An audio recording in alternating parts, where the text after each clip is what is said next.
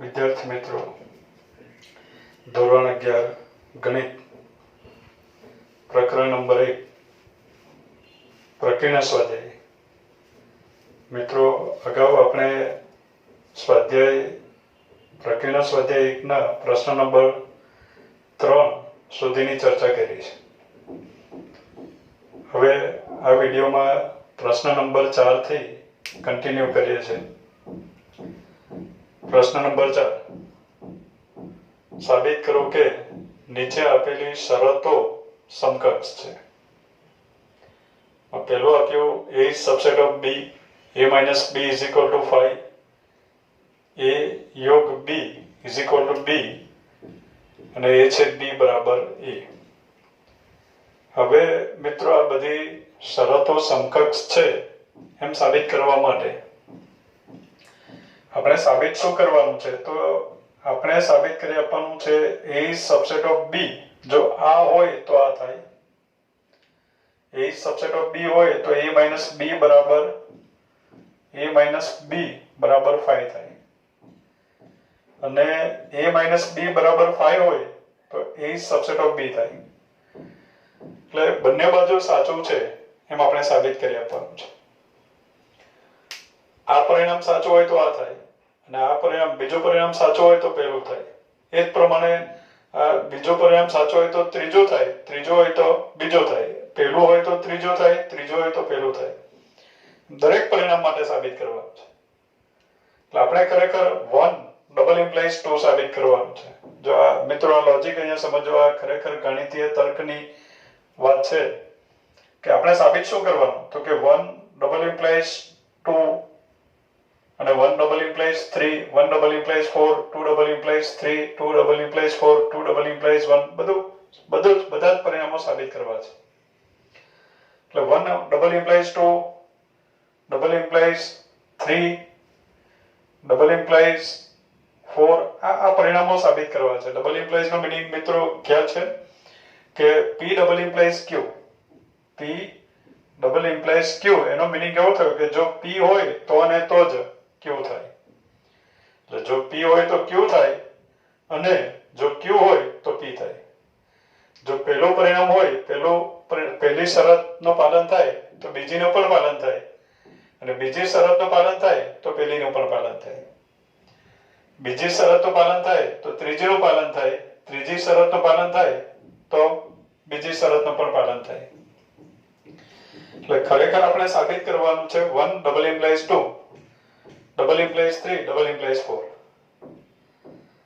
એટલે આપણે ખરેખર એમ સમજીએ કે p double implies q, double implies r, double implies s, આ પ્રમાણે સાબિત કરવાનું છે એમ સમજો. p હોય તો q થાય, q હોય તો p થાય, p હોય તો r પણ થાય, r હોય તો p પણ થાય, q હોય તો r થાય, r હોય તો q થાય. એ પ્રમાણે બધા જ પરિણામો. એક શરત હોય તો બીજી 100% હોય જ. એટલે આ બધા જ પરિણામો a સબસેટ ઓફ b હોય તો આ બધું જ સાચું પડે. એ જ પ્રમાણે a છેદ b હોય તો બાકીના 3 પણ થાય. a minus b બરાબર 5 હોય તો a સિવાયના 3 થાય. એ પ્રમાણે આપણે સાબિત કરવાનું છે. તો અત્યારે મિત્રો p double implies q, double implies r, double implies s, આ આપણે સાબિત કરવાનું છે. હવે એના માટે આપણે કરવાનું શું છે તે આપણે સમજી લઈએ પહેલા. તો મિત્રો, p ઇમ્પ્લાઇઝ q આપણે સાબિત કરશું. q ઇમ્પ્લાઇઝ r પણ સાબિત કરશું. r ઇમ્પ્લાઇઝ s પણ સાબિત કરશું. અને પછી s ઇમ્પ્લાઇઝ p સાબિત કરી આપશું. p implies q, q implies r, p હોય તો q થાય, q હોય તો r થાય, r હોય તો s થાય, અને s હોય તો p થાય. એમ આ ચક્ર પૂરું કરી આપશું. ચક્ર પૂરું કરવાથી શું થાય? તો મિત્રો, p ઇમ્પ્લાઇઝ q છે તો તમને એમ થાય કે ચક્ર પૂરું કર્યું તો q ઇમ્પ્લાઇઝ p તો આવ્યું નહીં, કારણ કે p ડબલ ઇમ્પ્લાઇઝ q લાવવાનું છે. તો p ઇમ્પ્લાઇઝ q પણ આવવું જોઈએ, q ઇમ્પ્લાઇઝ p પણ આવવું જોઈએ. તો મિત્રો, p implies q, implies r, implies s, implies p એ પ્રમાણે છે. તો આ જે ઇમ્પ્લાઇઝ જે છે એ પારંપરિક છે. q implies r, r implies s હોય તો q ઇમ્પ્લાઇઝ s પણ થાય. q Q implies R, R implies S, S implies P. તો Q implies P પણ અંદર આવી ગયો. એટલે P implies Q તો આપણે સ્પષ્ટ સાબિત કર્યું છે દેખીતી રીતે. દેખાય છે P implies Q આપણે ડાયરેક્ટ સાબિત કર્યું. અને Q implies P આપણે ઇનડાયરેક્ટલી સાબિત કર્યું. એટલે P double implies Q થઈ ગયો. એ જ પ્રમાણે Q implies R આપણે સાબિત કર્યું. અને R implies S implies P implies Q. એટલે R implies Q આપણે ઇનડાયરેક્ટલી સાબિત કર્યું. એટલે Q double implies R થઈ ગયો. એ જ પ્રમાણે R double implies S. તો R implies S આપણે ડાયરેક્ટ સાબિત કર્યું. R implies S એ ડાયરેક્ટ સાબિત કર્યું. હવે S implies P, P implies Q, Q implies S. એનો મીનિંગ કેવો થયો કે S implies R સાબિત થઈ ગયું. એટલે આમ ચક્ર આપણે પૂરું કરી આપશું. એટલે એમાં P double implies P implies Q direct, પણ Q implies P ઇનડાયરેક્ટ સાબિત થઈ જાય. એટલે આપણે પહેલી શરત ડબલ ઇમ્પ્લાઇઝ, બીજી શરત ડબલ ઇમ્પ્લાઇઝ, ત્રીજી ડબલ ઇમ્પ્લાઇઝ, ચોથી એમ સાબિત કરવું હોય તો આપણે સાબિત કરી આપશું. પહેલી શરતનું પાલન થાય તો બીજી શરતનું પાલન થાય. પહેલી શરત હોય તો બીજીનું પાલન થાય. બીજી હોય તો ત્રીજી સાચી પડે. ત્રીજી હોય તો ચોથી સાચી પડે. અને ચોથી હોય તો પહેલી સાચી પડે એમ આપણે સાબિત કરી આપશું. એટલે ડબલ ઇમ્પ્લાઇઝ સાબિત થઈ જાય. તો અહીંયા આપણે આમ લખી આપશું કે આપણે 1 double implies 2, double implies 3, double implies 4. એટલે કે આ બધી શરતો સમકક્ષ સાબિત કરવા માટે આપણે લખીએ અહીંયા કે અહીં શરતો 1, 2, બરાબર, 3 અને 4 સમકક્ષ સાબિત કરવા માટે આ લોજિક સમજાવવું જોઈએ મિત્રો. તો એ સમકક્ષ સાબિત કરવા માટે આપણે શું સાબિત કરી આપશું તો કે 1 implies 2 સાબિત કરી આપશું, implies 3 implies 4. આ કાઉન્ટ્સ નથી લખતો હું, બરાબર, સમજી જાઓ કે 1 implies 2 implies 3 implies 4 implies 1 સાબિત કરશું, અથવા તો કરવું પડે એમ લખી દેવું. તો આ જે પરિણામો છે સમકક્ષ સાબિત કરવા માટે આપણે 1 implies 2 implies 3 implies 4 implies 1 ચક્ર પૂરું કરી આપશું. એટલે 1 implies 2 થઈ ગયો અને 2 implies 1 આ રસ્તે સાબિત થયો. 2 implies 1 2 implies 1 1 implies 2 2 implies 1 1 double implies 2 થઈ ગયો. 2 implies 3 3 implies 2 એટલે double implies આવી ગયો. 3 implies 4 અને 4 implies 3 double implies થઈ ગયો. એટલે એ પ્રમાણે સમકક્ષ સાબિત થઈ જાય. આપણે ચક્ર પૂરું કરી આપશું.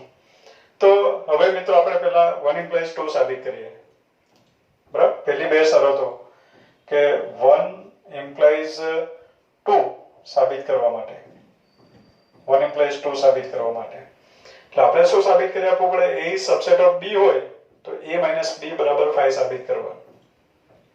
1 implies 2 સાબિત કરવું એટલે A is subset of B હોય તો A - B બરાબર 5 સાબિત કરવા માટે આનું જ અર્થઘટન લખ્યું છે. હવે A is subset of B હોય તો A - B બરાબર 5 સાબિત કરવું છે. P implies Q આગળ પણ વાત કરી છે આપણે મિત્રો કે P implies Q સાબિત કરવું હોય તો P આપણે લઈ લેવું પડે અને Q આપણે લાવી દેવું પડે. તો અત્યારે A is subset of B આપણે લઈ લઈએ. તો એના માટે આપણે શરૂઆત કરીએ. A is subset of B લઈ લીધું.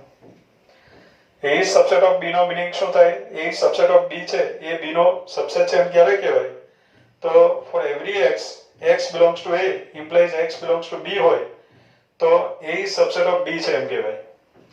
તો અત્યારે A is subset of B છે તો એ શરતનું પાલન થાય છે. એટલે આપણે લખી દઈએ for every x belongs to A implies x belongs to B. જો આ શરતનું પાલન થાય તો A is subset of B થાય અને A is subset of B હોય તો શરત સાચી છે. શરત આપણે લઈ લેવાની. સાબિત કરવું હોય તો શરત સાબિત કરવી પડે.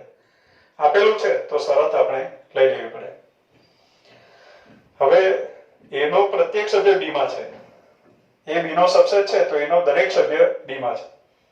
હવે A નો દરેક સભ્ય B માં છે તો એવો કોઈ સભ્ય નહીં મળે કે જે એમાં છે અને B માં નથી, કારણ કે એનો પ્રત્યેક સભ્ય B માં તો છે જ. તો એવો કોઈ સભ્ય મળી શકે નહીં કે જે એમાં છે અને B માં નથી. દાખલા તરીકે ગુજરાત ભારતનો સબસેટ છે તો એવો કોઈ નાગરિક નહીં મળે કે જે, કારણ કે ગુજરાતનો દરેક સભ્ય નાગરિક ભારતનો નાગરિક છે, તો એવો કોઈ નાગરિક નહીં મળે કે જે ગુજરાતમાં હોય અને ભારતમાં ન હોય. તો for every x belongs to A implies x belongs to B, એનો પ્રત્યેક સભ્ય B માં છે. તો આપણે લખી શકીએ કોઈ પણ x ન મળે, કોઈ પણ x ન મળે કે જે લોજિકલી લખીએ છીએ આપણે કે જે કોઈ પણ એવો એક પણ x નહીં મળે કે જે એમાં છે અને બીમાં નથી. અથવા તો સંકેતમાં પણ લખાય કે એવો કોઈ પણ x ન મળે કે જેથી, એવો કોઈ પણ x નહીં મળે કે જેથી x a નો સભ્ય થાય અને b નો સભ્ય ન થાય. b નો સભ્ય ન થાય મીન્સ કે a માં હોય અને b માં ન હોય તો a માઇનસ b નો સભ્ય કહેવાય. પણ એવો એક પણ x નહીં મળ્યો, એનો મિનિંગ એવો થયો કે a માઇનસ b ખાલી ગણ થઈ ગયો. a માઇનસ b માં કેવા સભ્ય હોય? a માં હોય અને b માં ન હોય તેવા સભ્યો. પણ એવા તો એક પણ x મળતા જ નથી કે જે a માં છે અને b માં નથી. તો a માઇનસ b ખાલી ગણ થઈ ગયો. તો આપણે લખી દઈશું a minus b is equal to 5, કારણ કે a માં હોય અને b માં ન હોય એવો એક પણ x મળતો નથી. એટલે આપણે લખી શકીએ a માઇનસ b બરાબર 5. એટલે સાબિત થઈ ગયું કે 1 implies 2. therefore આપણે કહી શકીએ કે 1 implies 2 આ સાબિત થઈ ગયું. જો પહેલી શરતનું પાલન થાય તો બીજી શરતનું પણ પાલન થાય જ. હવે મિત્રો આપણે 2 implies 3 સાબિત કરીએ. 2 implies 3. 2 implies 3 માટે એનું અર્થઘટન 2 implies 3 એટલે a minus b બરાબર 5 implies a યોગ b is equal to b. હા, ત્રીજી શરત આ છે a યોગ b બરાબર b. એટલે આપણે a minus b બરાબર 5 હોય તો a યોગ b બરાબર b સાબિત કરવાનું છે. હવે p implies q સાબિત કરવું હોય તો p આપણે લઈ લેવું પડે. તો અત્યારે આ સાબિત કરવા માટે આપણે લઈ લઈએ કે a minus b બરાબર 5 આ લઈ લઈએ. ક્લિયર? a minus b બરાબર આપણે 5 લઈ લીધું. હવે મિત્રો આપણે તફાવત ગણ જ્યારે ચલાવ્યું છે એ વિડીયોમાં આપણે ગુણધર્મ લખાવ્યા છે, પરિણામ પણ લખાવ્યું છે કે a minus b એટલે a છે b ડેશ. હા, પરિણામ આપણે લખાવી લીધું છે. પરિણામો નોટ કર્યા હોય બરાબર, નોંધી લીધા હોય તો આ પરિણામ દેખાશે. a minus b બરાબર a છે b ડેશ બહુ અગત્યનું પરિણામ છે. તો a minus b ની જગ્યાએ લખી દઈએ આપણે a છે b ડેશ બરાબર 5. હવે મિત્રો આપણે a યોગ b ઉપર જવું છે. એટલે a યોગ b ની એન્ટ્રી પાડવી છે આપણે. તો a યોગ b ની એન્ટ્રી પાડવા માટે હું બંને બાજુ યોગ b કરી દઉં. બે ગણ સમાન તો એના કોઈ પણ ગણ સાથેના યોગ ગણ પણ સમાન જ આવે. બે ગણ સમાન હોય તો એના કોઈ પણ ગણ સાથેના યોગ ગણ પણ સમાન. તો આ બે ગણ સમાન છે તો એના b સાથે યોગ કરો તો જે પરિણામ મળે એ પણ સમાન જ મળે. તો a છે b ડેશ યોગ b, b સાથે યોગ કરીએ. જમણી બાજુ 5 યોગ b. આ બે ગણ સરખા છે તો બંનેના b સાથેના યોગ પણ સમાન જ આવે. એટલે ઇક્વલ ટુ નું ઇક્વલ ટુ જળવાઈ રહે. બંને બાજુ આપણે યોગ b કર્યું. ઇમ્પ્લાઇઝ. હવે મિત્રો આ જે પરિણામ છે ધ્યાનથી જુઓ તો આ વિભાજનના નિયમની વાત છે. અંદર છેદ છે, બહાર યોગ છે. તો વિભાજનના નિયમ પ્રમાણે આપણે લખી શકીએ કે a છેદ b, a છેદ b, a છેદ b યોગ, હા સોરી a યોગ b, બહાર જે નિશાની છે કાઉન્સમાં જતી રહે છે. a યોગ b છેદ a યોગ b છેદ b ડેશ યોગ b, b ડેશ યોગ b. આ પ્રમાણે થયો. phi યોગ b, phi યોગ b બરાબર b આવે કારણ કે phi યોગ ક્રિયાનો તટસ્થ ઘટક છે. એટલે કોઈ પણ સાથે phi ની યોગ ક્રિયા કરો તો તે ગણ પોતે જ આવશે. આપણે યોગ ક્રિયાના ગુણધર્મોમાં લખાવ્યું છે કે ફાઈ એ યોગ ક્રિયાનો તટસ્થ ઘટક છે. એટલે અહીંયાથી આપણને મળ્યું a યોગ b છેદ b ડેશ યોગ b. કોઈ પણ ગણનો તેના પૂરક ગણ સાથેનો યોગ ગણ હંમેશા સાર્વત્રિક ગણ આવે. આ પણ પરિણામ આવી ગયું યોગ ક્રિયામાં, યોગ ક્રિયાના ગુણધર્મોમાં. હવે a યોગ b છેદ u.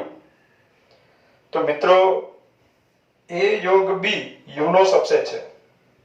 આ પરિણામની આપણે વાત કરીએ. a યોગ b u નો સબસેટ છે તો એનો છેદ ગણ a યોગ b આવે. બરાબર, a યોગ b u નો સબસેટ છે અથવા તો a યોગ b છેદ u બરાબર a યોગ b મળે. હા, a યોગ b u નો સબસેટ છે. આ ગુણધર્મ આપણે લખાવી દીધો છે. તો અત્યારે a યોગ b u નો સબસેટ છે તો બંનેનો છેદગણ શું આવશે? a યોગ b જ આવશે. એટલે a યોગ b બરાબર આપણને મળ્યું b. તો a યોગ b બરાબર b સાબિત થઈ ગયું. એટલે મિત્રો સાબિત થયું કે a - b બરાબર 5 હોય તો a યોગ b બરાબર b એ સાબિત થયું. માટે આપણે કહી શકીએ કે 2 implies 3 સાબિત થઈ ગયું. 2 implies 3 આ સાબિત થયું. હવે મિત્રો આગળ વધીએ આપણે. આગળ મિત્રો હવે 2 implies 3 સાબિત કર્યું. હવે આપણે સાબિત કરવાનું 3 implies 4. તો 3 implies 4 માટે 3 implies 4 માટે એટલે કે a યોગ b is equal to b implies a છેદ b બરાબર a આ સાબિત કરવા માટે. એટલે a યોગ b બરાબર b implies a છેદ b બરાબર a આપણે સાબિત કરી આપવાનું છે. તો એના માટે શરૂઆત કરીએ આપણે a છેદ b થી. શરૂઆત ધ્યાનમાં રાખવી આપણે કઈ રીતે શરૂ કરીએ છીએ. તો અહીંયા શરૂઆત કરીએ આપણે a છેદ b થી. a છેદ b બરાબર a આપણે લાવી દેવાનું છે. તો a છેદ b બરાબર a છેદ b બરાબર a યોગ b છે તો b ની જગ્યાએ a યોગ b આપણે લખી દઈએ.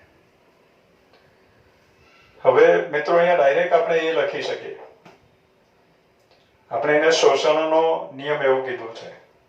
આગળના વિડીયોમાં એ વાત આવી ગઈ છે, એનો મેં ઉલ્લેખ કર્યો છે કે આ પ્રમાણે 12 છેદની નિશાની હોય, અંદર યોગની નિશાની હોય અને બે ગણ સમાન હોય તો તે જ ગણ આન્સરમાં આવે. એને આપણે કહીશું શોષણનો નિયમ. અથવા તો વિભાજનના નિયમ પ્રમાણે લખીએ તો પણ ચાલશે, અથવા તો આ સબસેટ વાળી રીતે પણ કહી શકાય કે a યોગ b નો સબસેટ છે.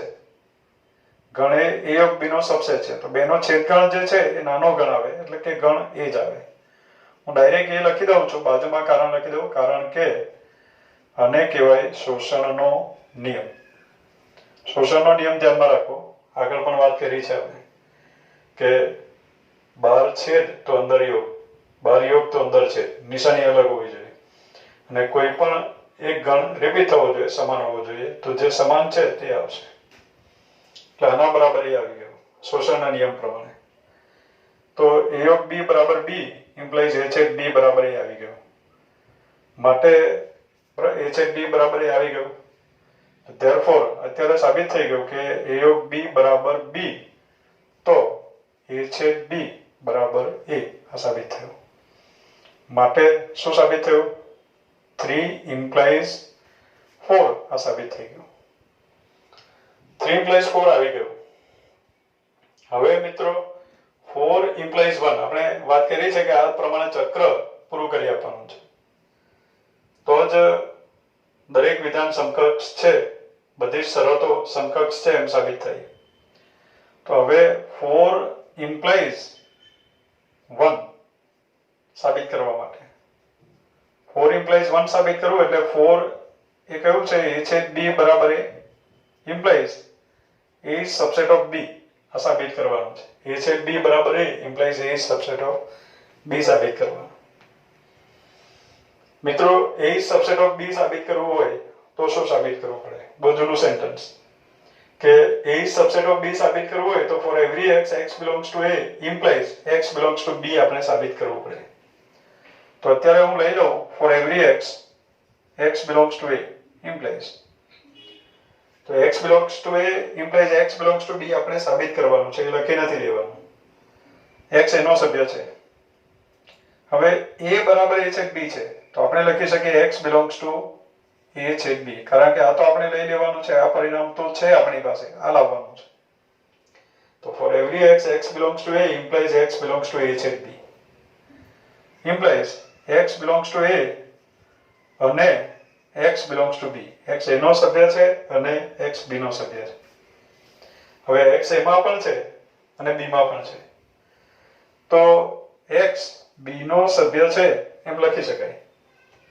તો આવી ગયું for every x, therefore for every x belongs to A implies x belongs to B મળી ગયું. માટે A is subset of B સાબિત થઈ ગયું. therefore શું સાબિત કર્યું આપણે? 4 implies 1 સાબિત થયું. બરાબર, આ સાબિત થઈ ગયું માટે આપણે કહી શકીએ therefore 1 implies 2 implies 3 implies 4 implies 1 સાબિત થયું.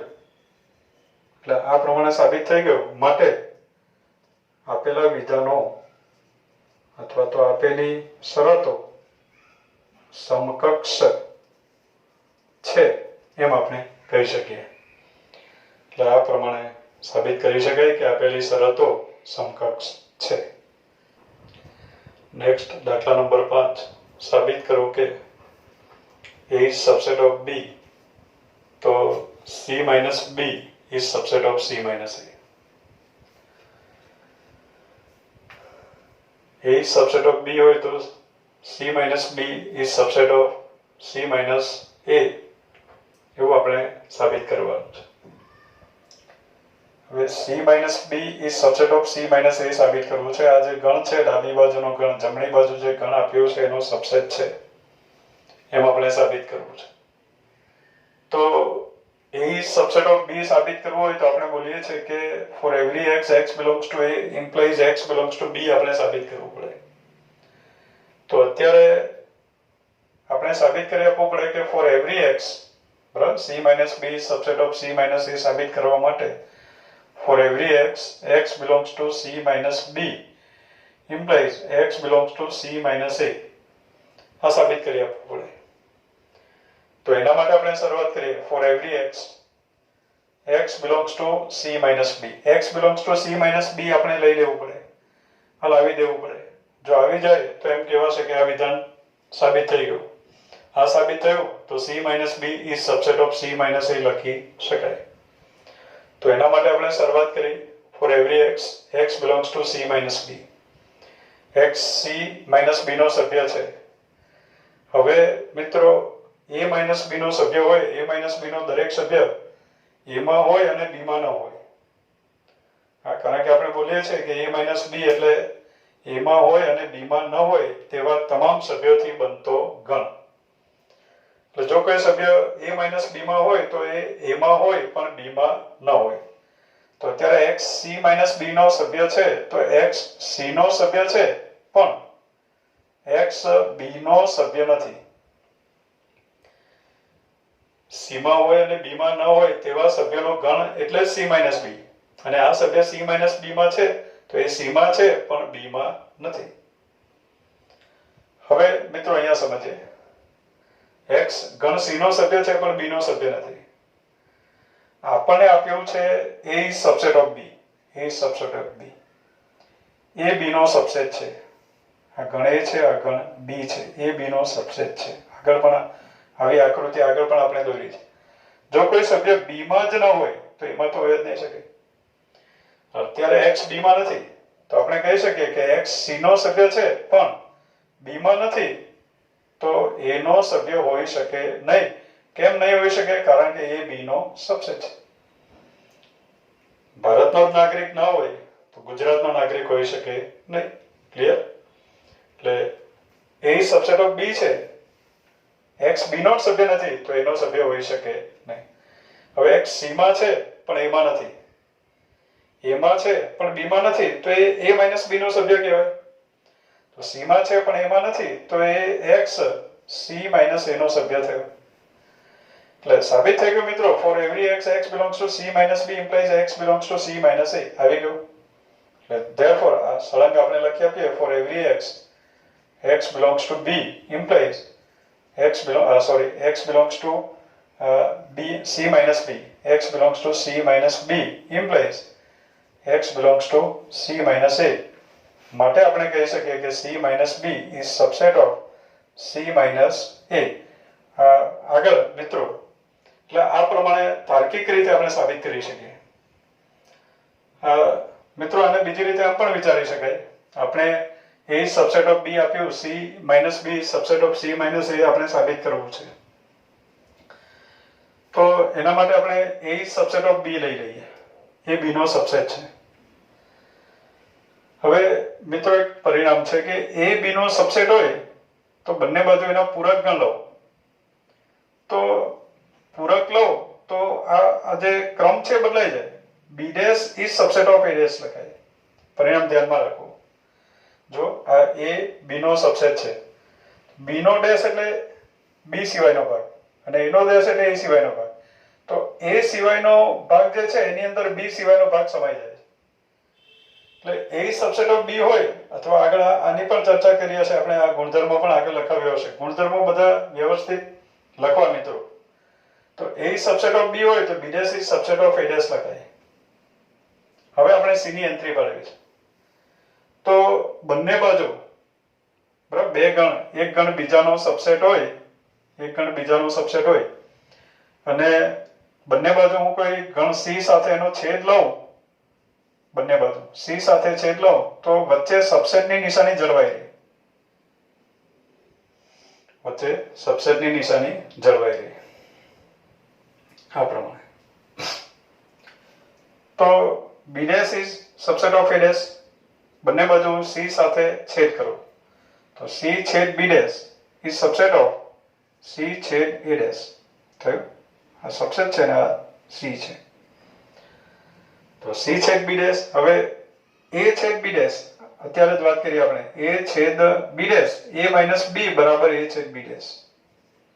આ વાત કરી છે આપણે.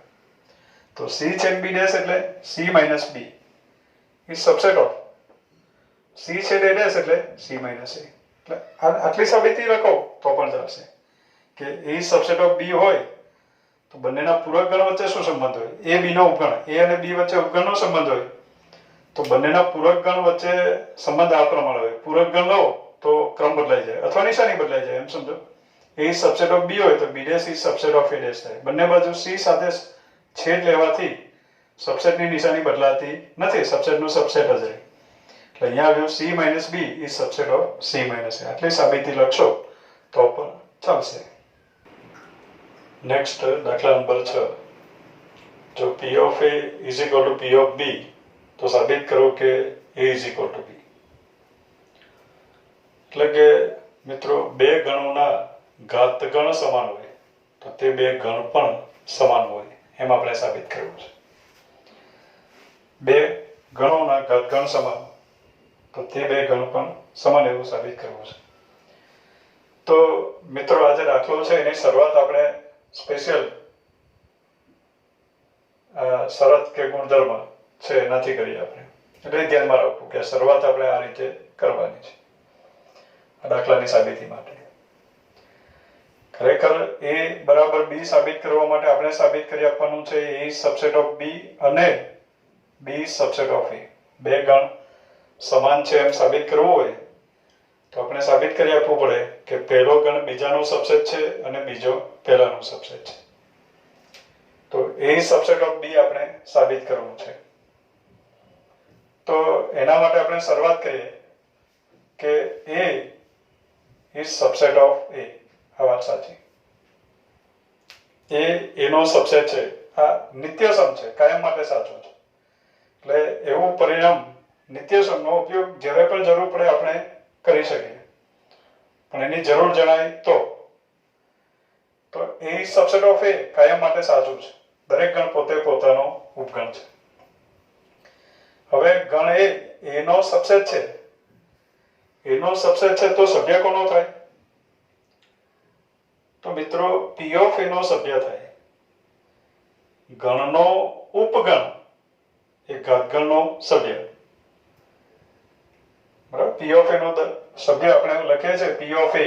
P of A બરાબર set of all x where x is subset of A. x P of A નો સભ્ય છે પણ એનો સબસેટ છે. A નો સબસેટ હોય તો P of A નો સભ્ય થાય. તો A નો સબસેટ છે તો P of A નો સભ્ય થાય. એટલે A belongs to P of A. પણ મિત્રો P of A બરાબર P of B છે તો આપણે લખી શકીએ A belongs to P of B. કારણ કે આપણે આપ્યું છે P of A બરાબર P of B. તો P of A ની જગ્યાએ P of B લખી શકાય. હવે A P of B નો સભ્ય છે. P of B નો સભ્ય છે તો B નો સબસેટ થઈ ગયો. એટલે A is subset of B એવું સાબિત થયું. હવે તે જ પ્રમાણે પાછું લખી દઈએ. ચાલો તે જ પ્રમાણે B is subset of B. B નો સબસેટ છે. વાત સાચી. B નો ઉપગણ છે તો B સભ્ય થયો P of B નો. પણ P of B એટલે જ P of A છે તો B સભ્ય થયો P of A no. B P of A નો સભ્ય છે તો A નો સબસેટ છે. એટલે અત્યારે બે પરિણામ સાબિત થઈ ગયા. A is subset of B અને B is subset of A. આ હોય તો આ થાય અને આ તો છે જ તો આ પણ છે જ. B is subset of B હોય તો આ થાય પણ આ તો કાયમ માટે સાચું છે તો પછી આ પણ કાયમ માટે થાય છે. માટે આપણે લખી શકીએ કે A is subset of B અને B is subset of A સાબિત થયું. અને આ સાબિત થયું માટે આપણે કહી શકીએ A બરાબર B. એટલે A અને B સમાન ગણો છે એવું સાબિત થઈ ગયું. નેક્સ્ટ દાખલા નંબર 7. કોઈ પણ ગણ A અને B માટે P of A યોગ P of B is equal to P of A of B સત્ય છે. તમારા જવાબની સત્યાર્થતા ચકાસો. હવે મિત્રો અહીંયા એક વાત આપણે કેવી છે તમારે યાદ રાખી લેવાની છે કે આ તો સત્ય છે જ નહીં. તો મિત્રો આપણે યાદ શું રાખવાનું છે તો કે P of A યોગ P of B is subset of P of A યોગ B. આ સત્ય છે. આ સત્ય છે. આ એક ગણ જ છે. P of A યોગ P of B એટલે એક ગણ છે. આ બીજો ગણ છે. બે ગણ સમાન. બે ગણ સમાન છે એમ ક્યારે કહેવાય તો પહેલો ગણ બીજાનો સબસેટ હોય અને બીજો ગણ પહેલાનો સબસેટ હોય તો બંને ગણ સમાન છે એમ કહેવાય. તો અત્યારે આજે ડાબી બાજુનો જે ગણ છે P of A યોગ P of B A P of A યોગ B નો સબસેટ થાય એ સાચું છે. પણ P of A યોગ B P of A યોગ B A P of A યોગ P of B બરાબર એ સત્ય નથી. એટલે અત્યારે ડાબી બાજુ જે ગણ આપ્યો છે એટલે આ પરિણામ પણ ધ્યાનમાં રાખજો કે P of A યોગ P of B P of A યોગ B નો સબસેટ થાય પણ P of A યોગ B P of A યોગ P of B નો સબસેટ થતો નથી. કાયમ નહીં થાય. કોઈ એકવાર થઈ પણ જાય પણ થાય છે એમ ક્યારે કહેવાય કાયમ થતું હોય તો એ સત્ય કહેવાય.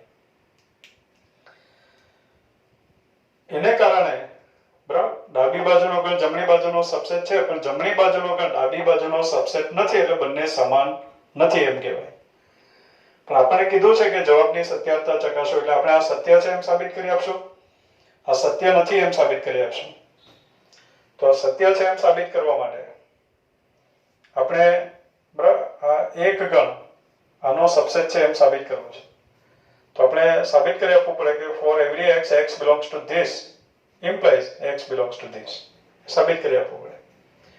તો આપણે શરૂઆત કરીએ for every x capital X લેવું પડે. અત્યારે P of A P of B ના સભ્યો કેપિટલ X જ ગણ હોય પોતે પોતે ગણ હોય એટલે સ્મોલ એક્સ લખીએ તો યોગ્ય નહીં કહેવાય, એટલે આપણે કેપિટલ એક્સ લખશું. For every X, X belongs to P of A યોગ પી ઓફ બી.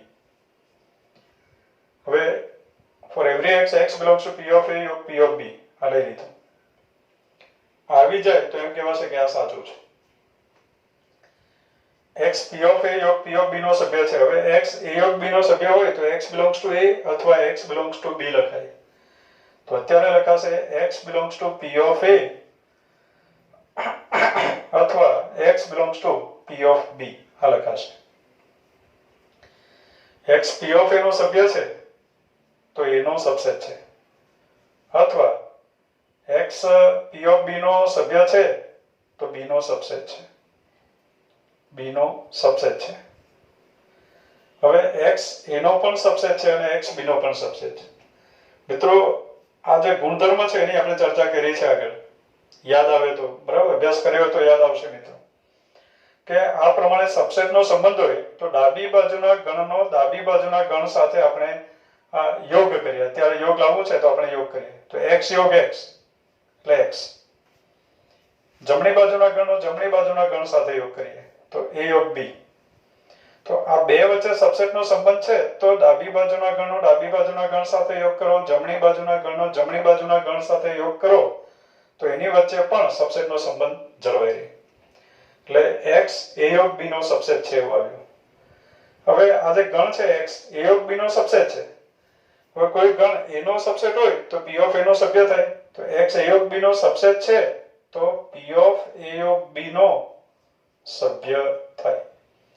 તો x આપણે p of a યોગ p of b માં લઈ લીધું અને એ આવી ગયો p of a યોગ b માં.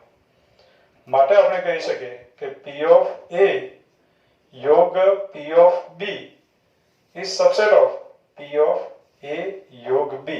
એટલે આ પરિણામ સાચું છે એવું સાબિત થઈ ગયું મિત્રો. હવે બીજી વાત કરીએ આપણે કે p of a યોગ b જમણી બાજુ જે ગણ છે ડાબી બાજુના ગણનો સબસેટ નથી. ખ્યાલ રાખવાનો છે, પણ એ સત્ય નથી એમ આપણે સાબિત પણ કરી આપવું પડે, કારણ કે આપણે આપણા જવાબની સત્યારતા ચકાસવાની છે, કારણ આપવાનું છે યોગ્ય. તો આ સબસેટ નથી એનું કારણ આપણે આપવું છે. તો અહીંયા હું ગણ લઈ લઉં. ગણ a બરાબર સેટ ઓફ 1 2 લઈ લઉં અને ગણ b બરાબર સેટ ઓફ 2 3 લઈ લઉં. આ પ્રમાણે ગણ લીધા મિત્રો. તો આ પ્રમાણે લેવાથી p of a એટલે ગણ એના તમામ ઉપગણો આવશે. જો ઈઝી બનાવવું હોય તો બગડો એ કાઢી નાખો, એક સભ્ય એ કાઢી નાખો, બગડો પણ કાઢી નાખો. 1 લઈ લીધું અને અહીંયા લઈ લીધું 2. ભારે ઉદાહરણ શું કામ આપવું, હજુ નાનું કરી દીધું. હવે બહુ સરળ બનાવવાનો પ્રયત્ન નહીં કરવો, આ વધારે સરળ જ છે. આ a છે b છે, a યોગ b બરાબર આવ્યો સેટ ઓફ 1 2. હવે આપણે p of a મેળવીએ તો p of a બરાબર ગણ એના તમામ ઉપગણોનો ગણ એટલે 5 અને સેટ ઓફ 1. એક જ સભ્ય છે તો એનો ઉપગણ બે ઉપગણ મળે, બે ની એક ઘાત એટલે બે ઉપગણ, અને ઉપગણોનો ગણ એટલે ઘાત ગણ. હવે p of b મેળવીએ તો p of b બરાબર સેટ ઓફ 5 અને સેટ ઓફ 2 આ પ્રમાણે આવે.